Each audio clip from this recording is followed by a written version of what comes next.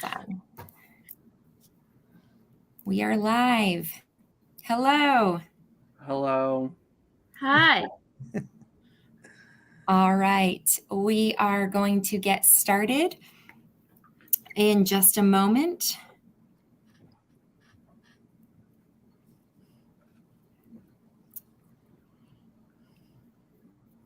All right, everyone. This is our March Town Hall meeting, and we have some very special guests with us tonight. The topic for this month is taking agency over healthy living. And that might sound a little bit confusing, so that's why we have some experts on the call to lead us through more about what that means. Really, what we're going to be talking about is leadership and athletes in Special Olympics, advocating for themselves, and then especially advocating for themselves within health and physical activity. And so the special guests that we have tonight include Special Olympics legend Annette Lynch, and she's going to be guiding our conversation with two Special Olympics athlete leaders. We have Karen Steele and Martin Moran from New Hampshire joining us for the evening. And just would love to give a quick introduction of Annette before I kick it over to them for their intros and our town hall. So I actually had the pleasure of meeting Annette Lynch, maybe about 10 years ago at this point, when I was very new in Special Olympics, and Annette was doing a lot within coaching excellence and coach education, training volunteers in the Special Olympics movement. And she was definitely a huge mentor for me, and I learned a lot from her. But Annette got her start with Special Olympics in 1986, and she is still with the movement, sharing all of her expertise and experiences and her connections. And I think one of my favorite things about Annette is that she played a Division I collegiate basketball at Illinois State University, Right. and which I get wrong sometimes, but I have a shared love with Annette in basketball, and so that is something that I really treasure about her and her passion. And so it is definitely a huge privilege to have Annette Lynch on the call, and definitely an amazing opportunity to get to know Martin and Karen as well and hear from them. These guys know what they're talking about within advocating for themselves in health and in fitness. And so you all are in for a treat. And I have one housekeeping item before I turn it over to everyone. So we have a live chat going on right now on Facebook. So if you have a Facebook account, you can view this video whether you have a Facebook account or not. But especially if you have an account, please type in the chat, say hello. Annette, Martin, and Karen are going to be asking questions and talking through some really interesting things. And we want to hear from you. We want to hear from Special Olympics athletes and families and coaches, your experiences, your thoughts, your questions, your answers. So please don't be shy. Say hi. I will be responding in the chat as these guys share what they know. So without further ado, for that long introduction, I'm going to kick it over to Annette and Karen and Martin to talk athletes taking agency over healthy living. We're going to first start with some brief introductions so that Karen and Martin, they know a little bit more about you. And Karen, let's start with you, and then we'll turn it over to Martin. What would you like others to know about you? Well, before I was in Special Olympics, I loved to write, so I published a book. That is huge. There it is. All right. This is the book that Karen wrote called The Christmas Jacket. Karen, where is your book available? It's on Kindle. I think the Apple bookstore, Barnes and Nooks, the Nook place. Oh, man. Amazon. You published it through Amazon, correct? Yes, Amazon. It's on Amazon Kindle, I believe. Fantastic. And Martin, what about you? What would you like them to know about you? I would like you to know that I'm in high school and I'm writing this a big dissertation about being healthy. But being healthy is just not just eating right. It involves going to the gym. I usually spend most of my week in the gym. And you'll share a little bit more about some of the fitness challenges that you were a part of, especially in preparation for the USA Games. Um, but I had the opportunity to work with both Karen and Martin at the Leadership Week with Special Olympics New Hampshire. And that was the very last week of November into the first week of December, where we had a chance to actually train in the introduction to athlete leadership and then understanding athlete leadership. And Martin especially has taken that to the next level, and he's written his senior paper on athlete leadership and connecting that with fitness. With both Martin and Karen, they're coming from different places, but both of them have achieved tremendously. And that's what um, I noticed about both of them. They have been able to find their strengths, and we'll talk a little bit about that, and then be able to utilize those strengths and begin to help other people. Now, Karen and Martin, first question, and we're treating this like a conversation. What what was your life like before athlete leadership? What can you zero in on and share with people who are listening to us today? Karen? Um, Before I was offered to be in the athlete leadership, I was an athlete for a long time. Some health conditions happened, so now I'm a coach. Hmm. What And was it like in school for you? it was hard trying to fit in, and I was bullied a lot. But when I was in seventh grade on how to get here, a teacher wouldn't let me be in the softball class. So my brother was in high school. My mom loves to talk about me. So Mm. she got a high school teacher, and they're like, "Yeah, you should join." I was in seventh grade, so I was really like nervous with high school kids because Mhm. I've seen the movie Mean Girls, and I really thought high school would really like make my life worse, but it ended up changing my life. And my best friend, I have a bunch of best friends, and I made friends. I felt welcomed, and Mhm. the bullying never stopped. But I mean, I'm trying to find a way to do better to help people Mhm. because I didn't want anyone else to be in that position where I was. Mhm.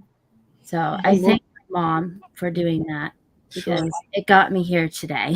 Yeah, for sure. Martin, what about you? What was it like for you in school before you really got into athlete leadership?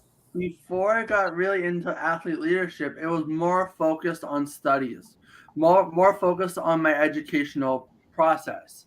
Besides the educational process, before it also kind of showed, kind of I understood what it meant, what what being a leader is. Mm-hmm. Before I just felt like I was just missing a part. I was a missing part of myself that I really never realized because when I before it kind of being a captain on a team is a big leadership role.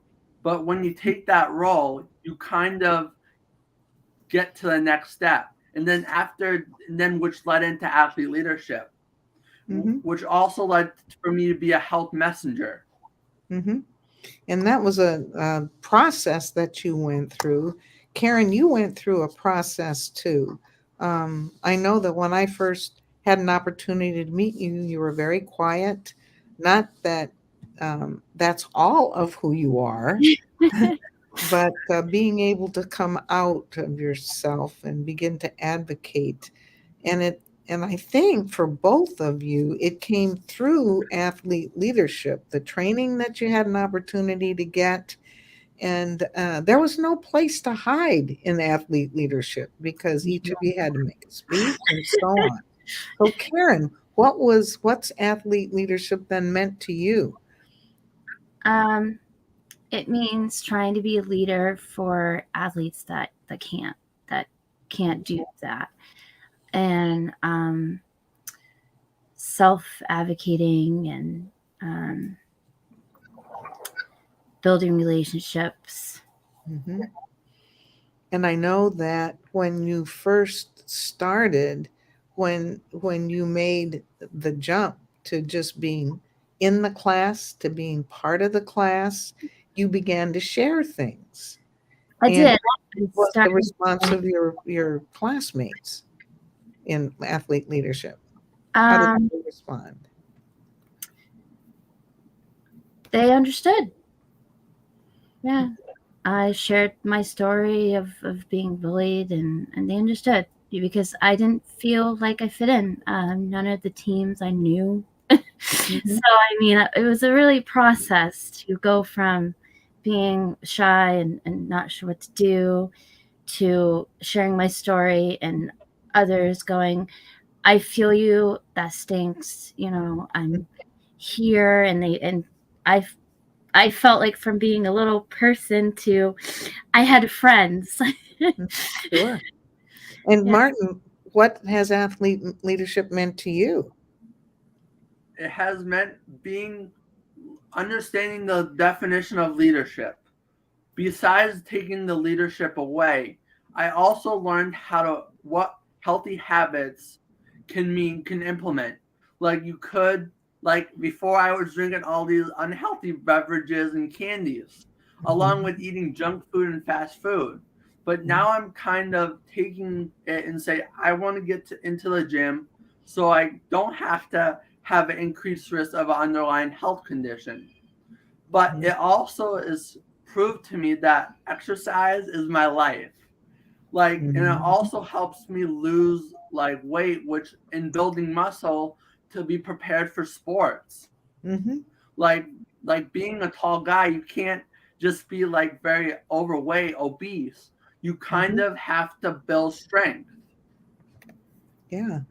And you started out by doing those kinds of things in the first fitness challenges. What about your preparation for the USA Games? What sport did you play, and how did you make the shift between talking about fitness and actually doing fitness? It, like it came before tryouts. I realized that I wanted to be with the USA team for 5v5 basketball, but before I was really out of shape.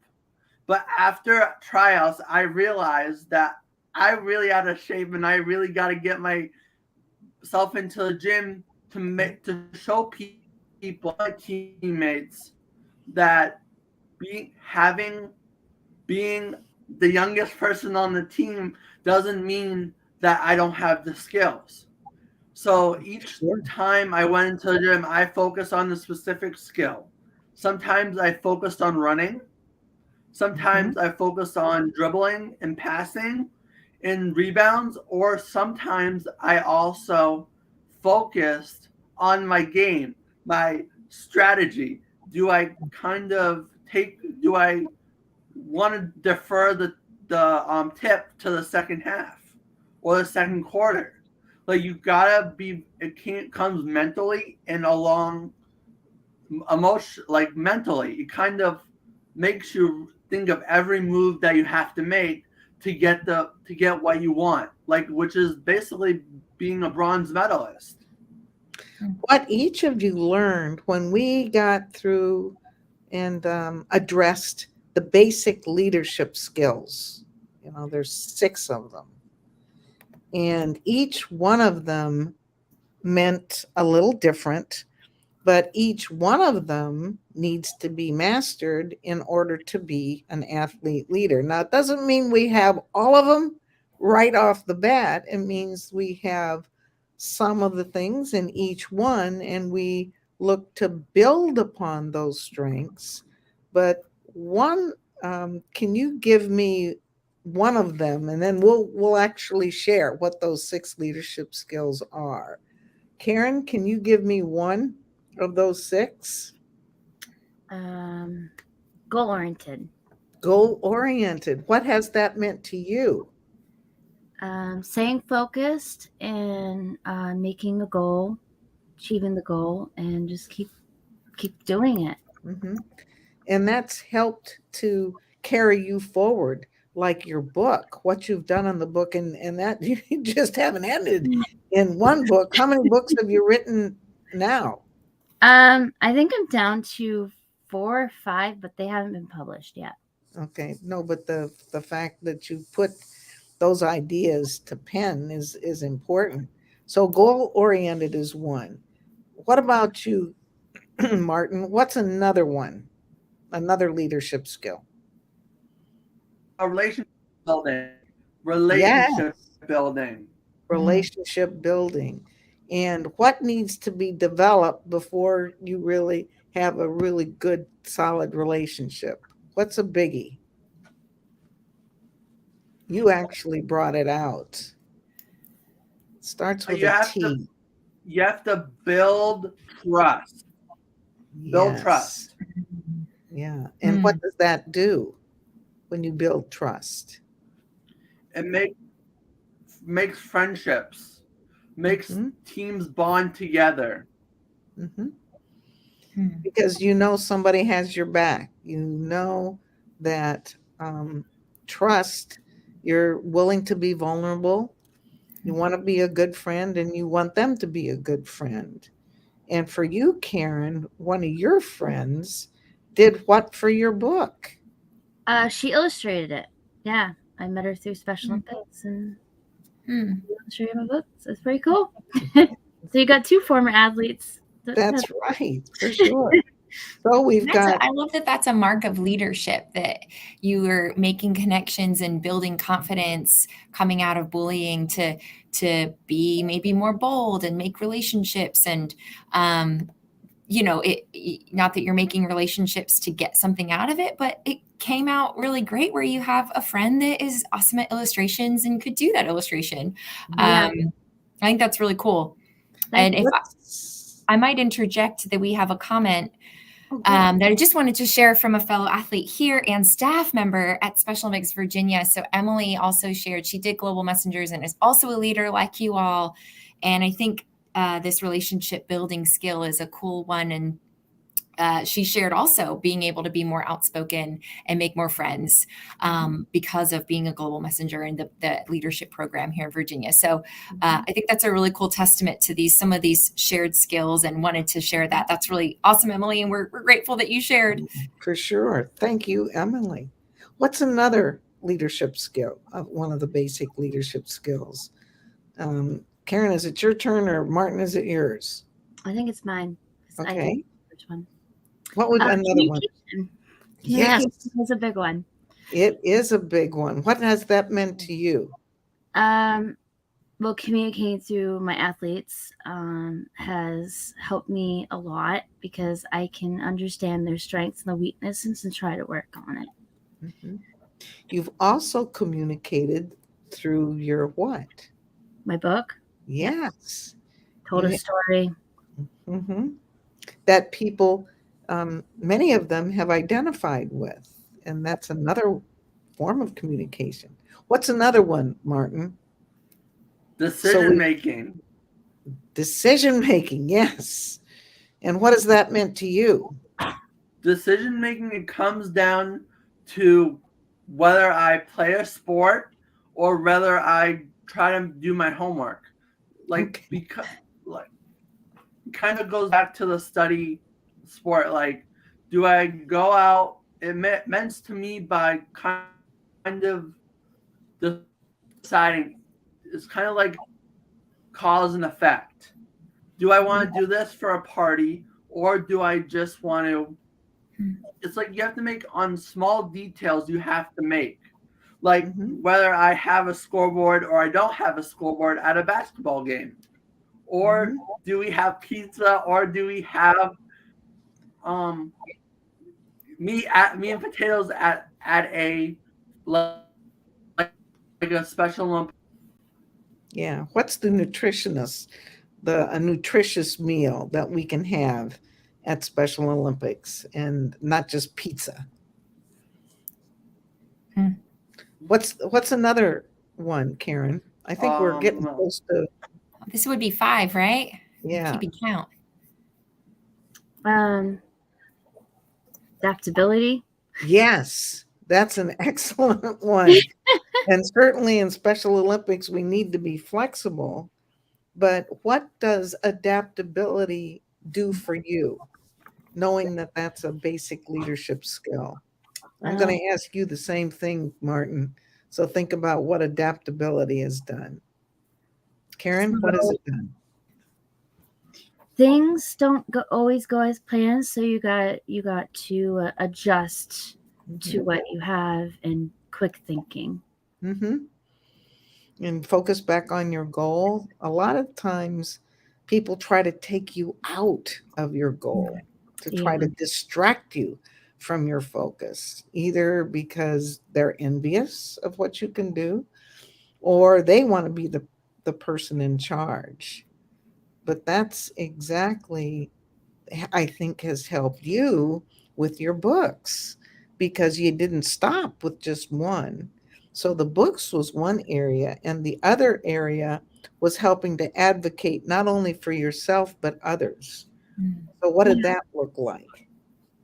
On advocating for others, I joined clubs. I became a leader. I became a coach, trying to find ways to use my voice and to help athletes, be successful, but not like successful, but be where they want to be comfortable and happy.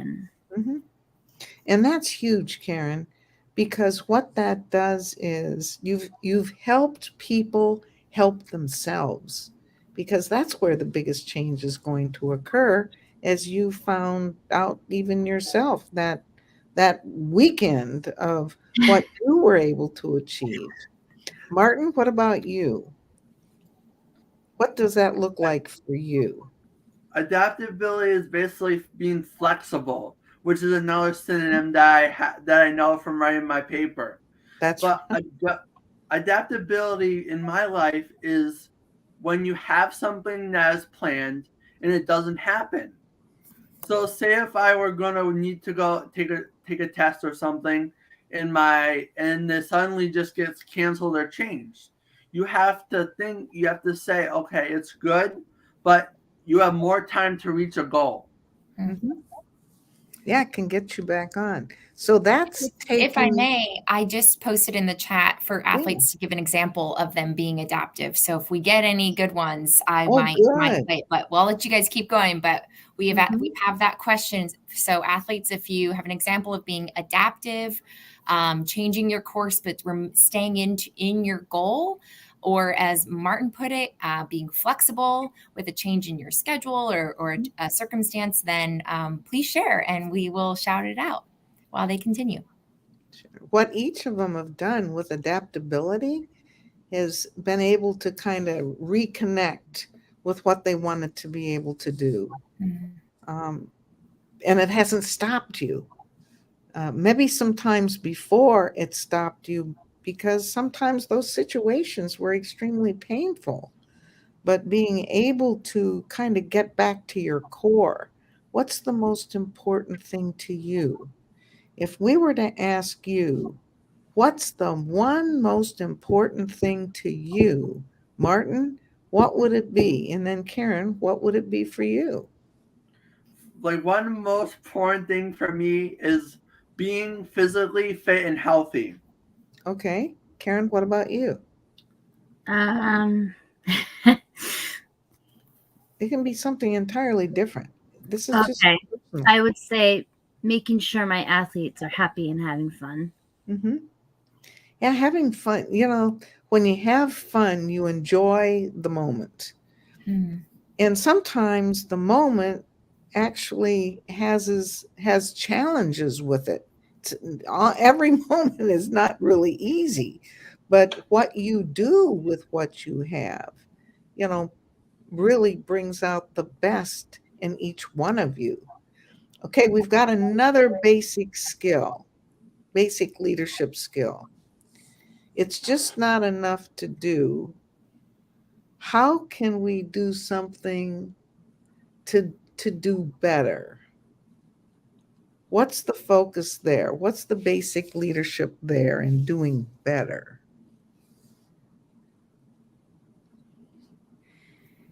Something about continuously. Whose turn What is is it?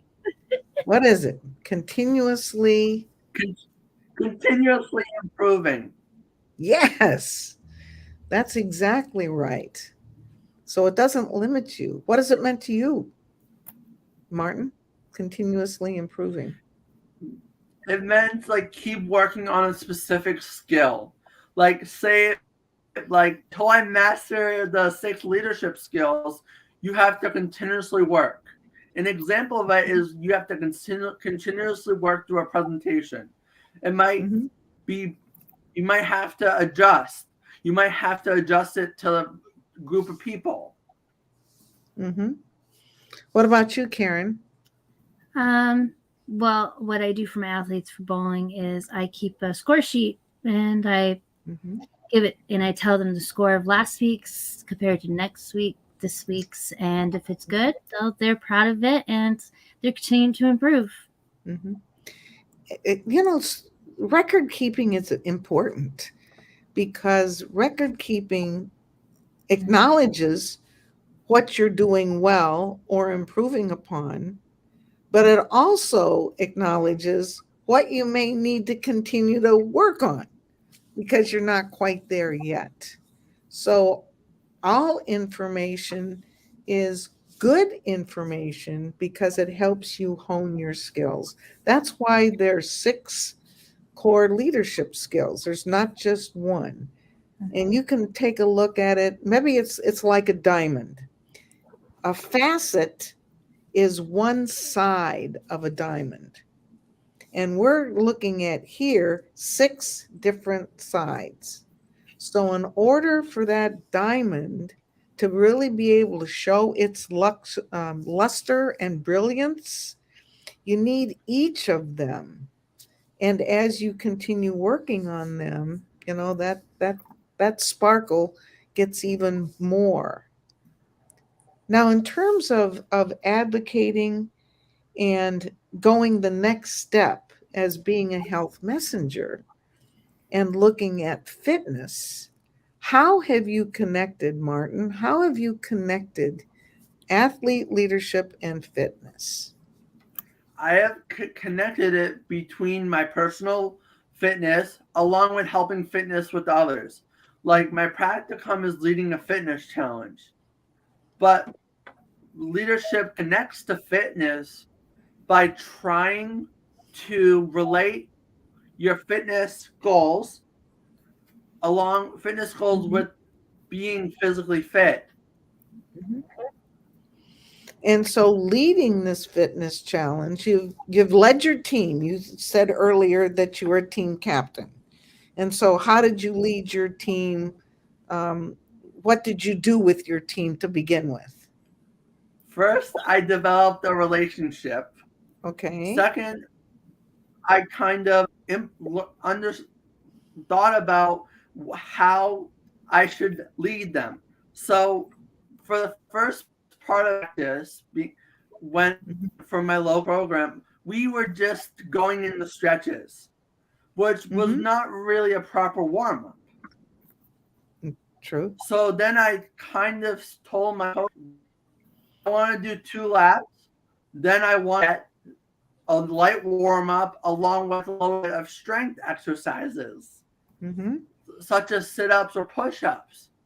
But what I realized is that they don't really have that skill of being a leader. So you have to lead them. You have to give them what they want, attention, and give them help to assist them to get the common goal. Mhm. What about you, Karen? Have you connected athlete leadership and fitness? Um, making sure they're mentally ready and That's a really good point, because a lot of people don't see kind of the importance of the mental readiness part. They just consider physically, I need to be ready. But what does that mental readiness look like?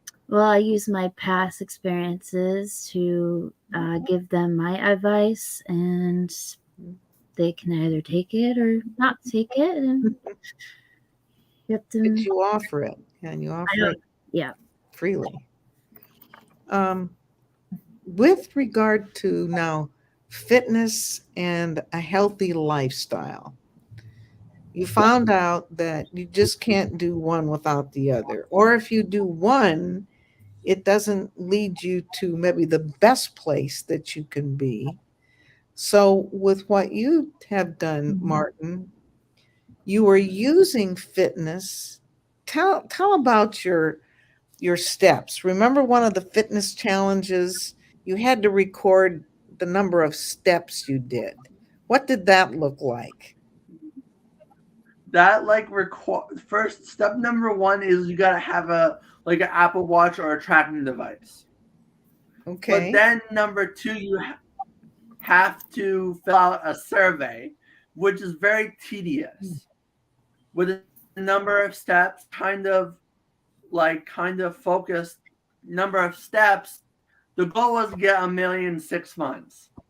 But I realized that some of the people were taking it seriously and some of it not.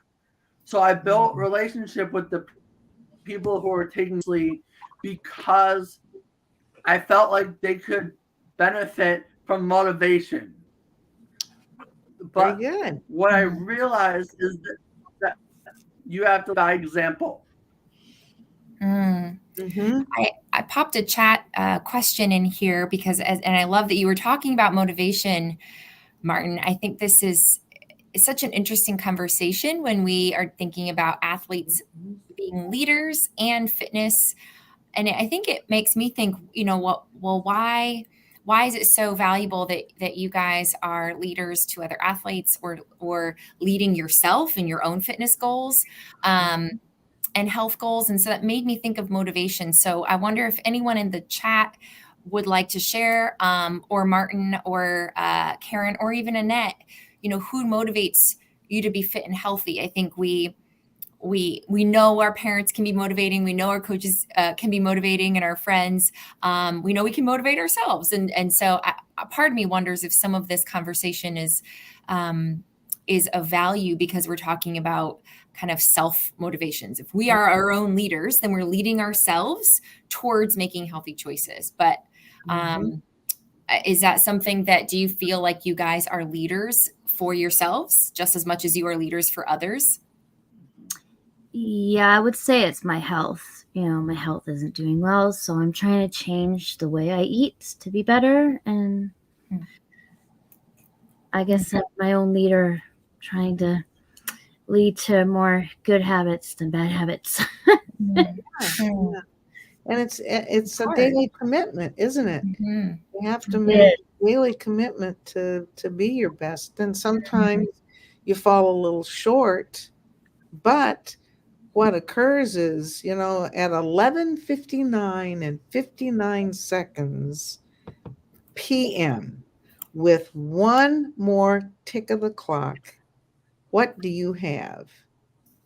You have a brand new day. And you can make that next day mean more than the previous day. You don't have to accept less.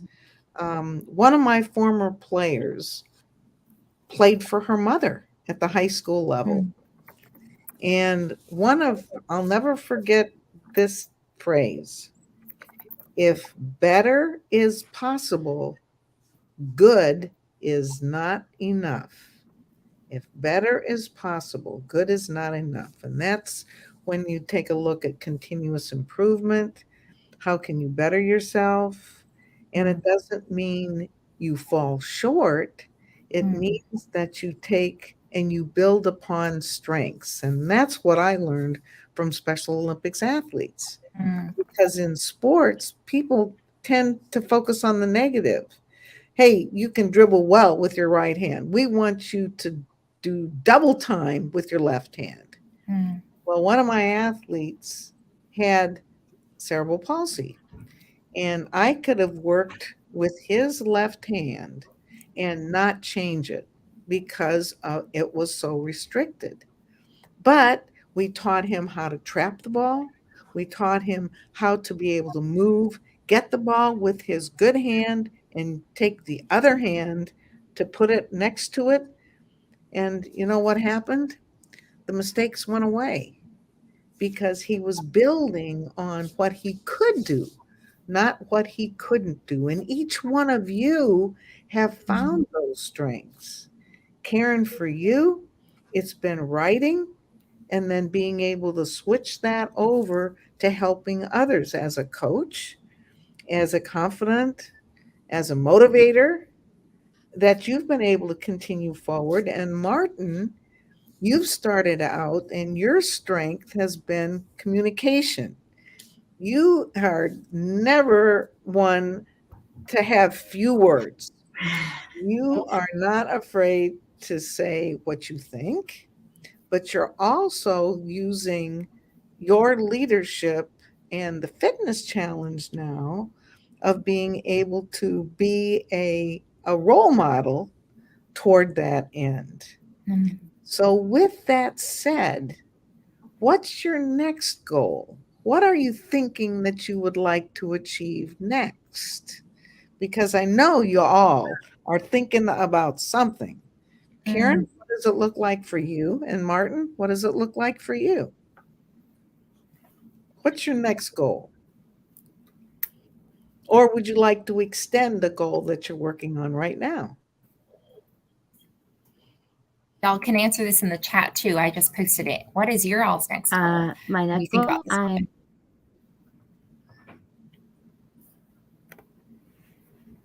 What is your next goal? my next goal is I'm being a bocce. You're being what? I've never bocce, but Oh, bocce? cool. Yeah. Okay. oh, Being a good bocce player and a good bocce coach. What about you, Martin? What's your next goal? My next goal played it, for but me is to like kind of be a role model, be valedictorian in my studies, trying to be the highest person in my class graduate, but on a Special Olympic side, double merit in our athlete leadership. By one part being a health messenger and one part being a spokesperson.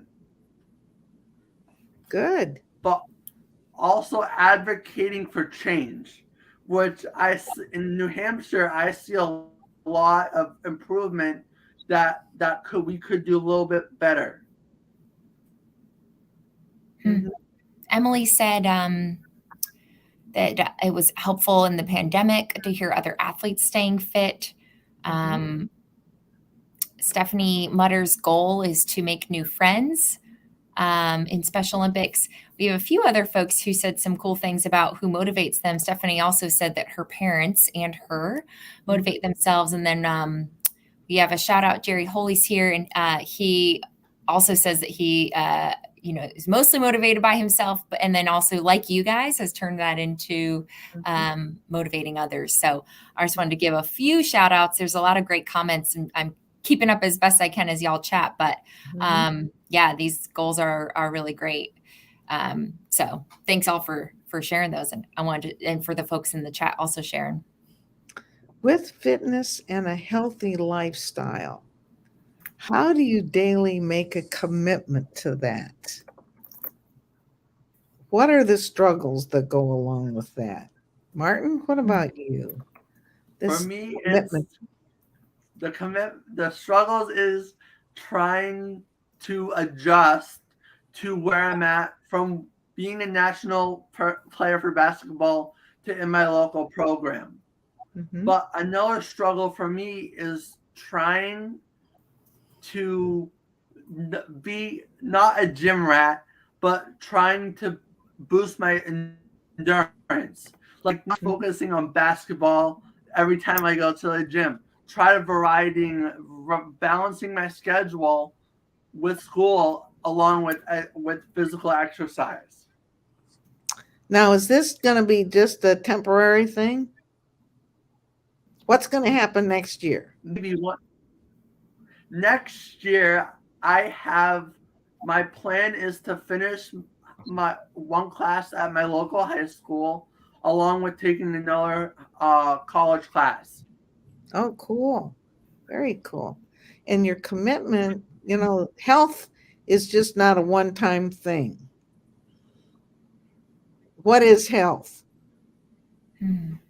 What is health? Health is like your body, like your whole body from up to down. Yeah, and it doesn't stop.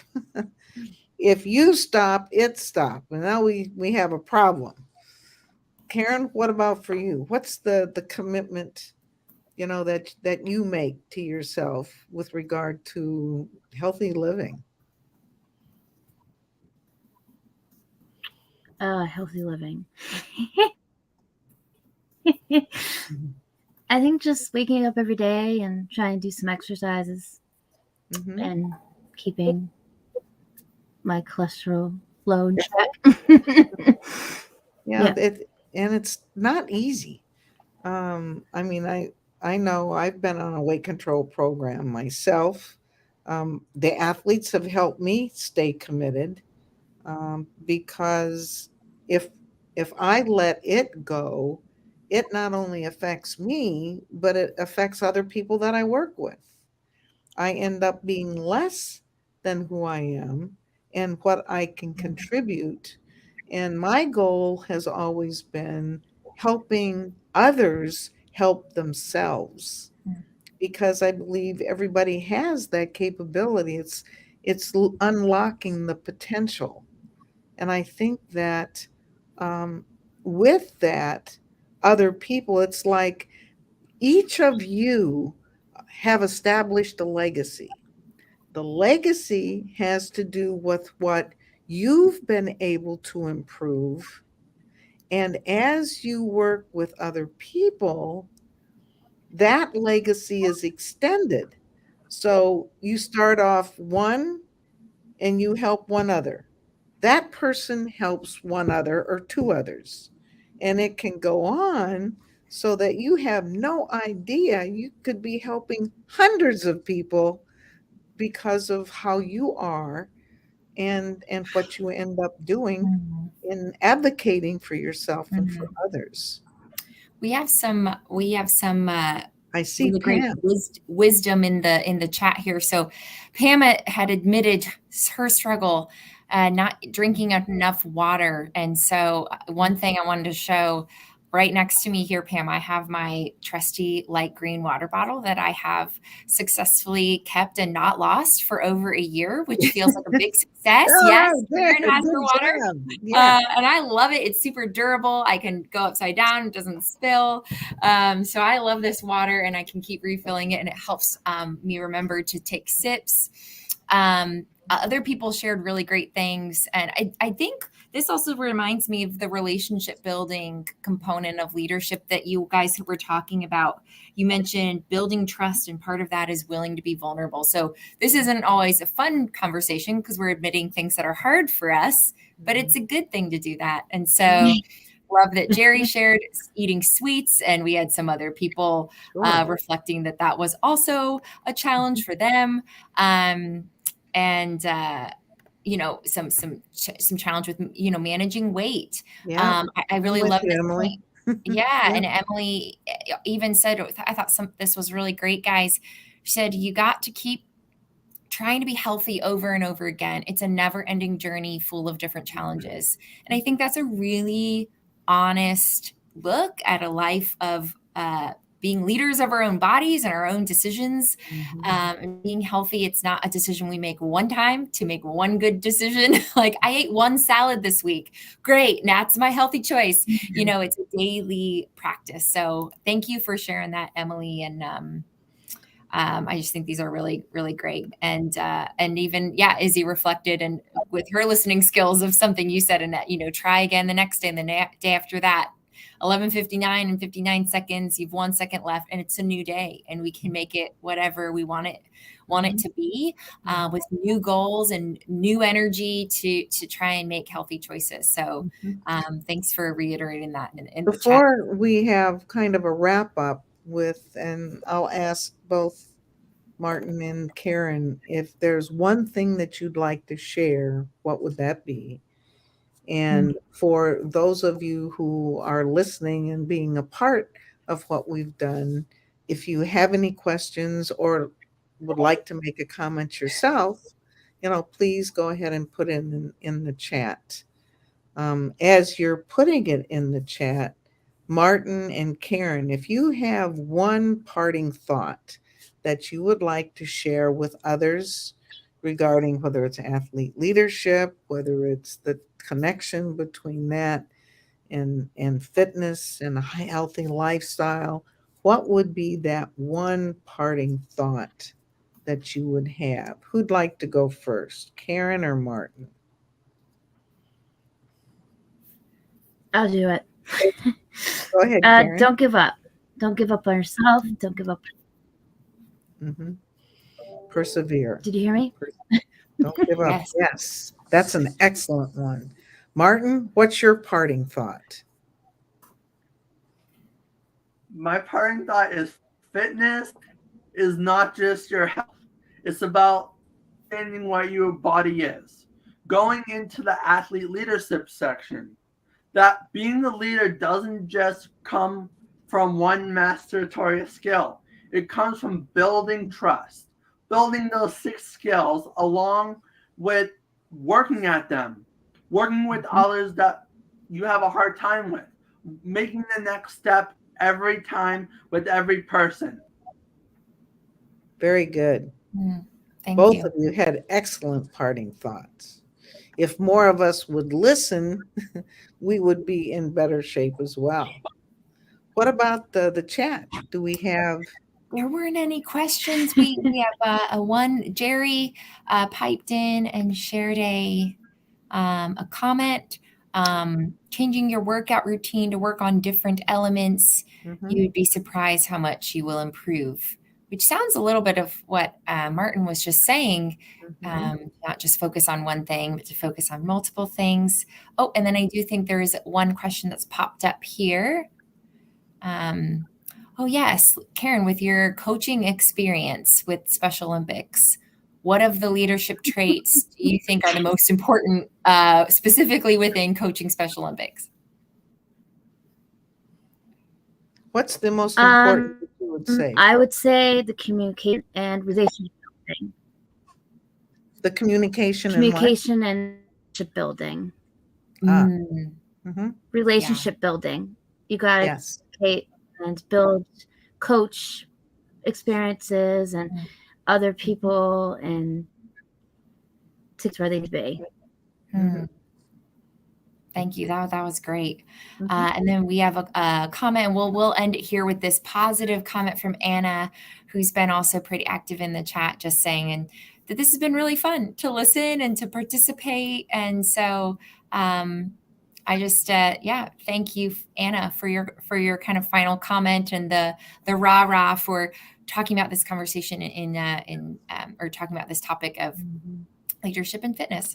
Sure. Casey, thank you so very much for inviting us. Karen, Martin, and I have thoroughly enjoyed being able to share what we think and feel, and are so appreciative of this opportunity.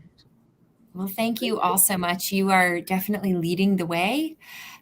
This was, I would say, probably one of our favorite town halls that we've had. So I hope, would love to have you guys back every month to lead our town halls, because you just lead such great discussion and are so motivating. So we're just so grateful for you. Thank you guys so much for taking the time and sharing all you know and teaching us. Have a wonderful night, guys. Okay. Bye now. Okay. Bye-bye.